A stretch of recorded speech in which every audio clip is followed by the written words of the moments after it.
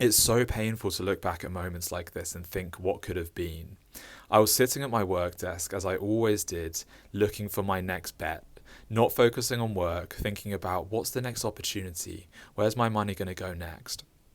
And it was the end of the day, and I decided to place a bet on Olympiakos. I was placing about £1,000 on it, and it felt like an Olympiakos win was a no-brainer. It was a very small return because they were the wild favourites, but it was a no-brainer. Of course they were going to win this game. The game started at about 6 p.m, so I was following along on my phone on my way home, and Olympiakos were dominating. They were going to score any minute. And I got home at half-time, and it was still 0-0 at this point, but Olympiakos were completely crushing their opponents. They were 100% going to score in the second half, and I decided to switch the game on, and the second half reflected the stats.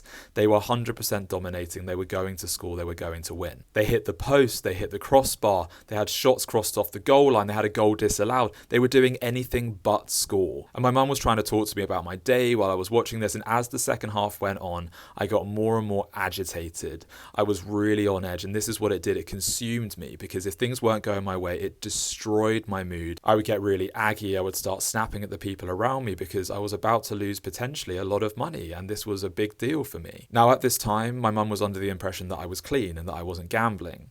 But every time she saw my mood shift like this, she suspected something. She knew this shift all too well, because why else would I be stressed and snapping like this? And in these instances, she would always get concerned. She would go, "Are you gambling? What's going on? Why are you behaving like this?" And I would always deny it. It got to the 80th minute and Olympiakos just weren't scoring. I was shitting myself.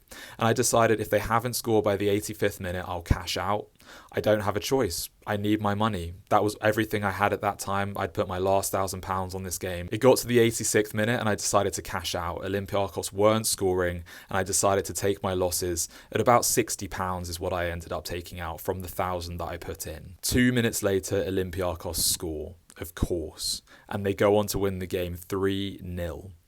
They didn't just win, they won comfortably, and I'd lost a huge amount of money for a game that I'd correctly predicted, but I'd cashed out. I didn't have the balls for it. My heart sank, and I immediately got in touch with the betting company, and I said, I didn't do it. I didn't cash out. I didn't press that button. It's a glitch. I need my money back. Please, please, please. But of course, they get this all the time from gambling addicts just like myself. They weren't having it.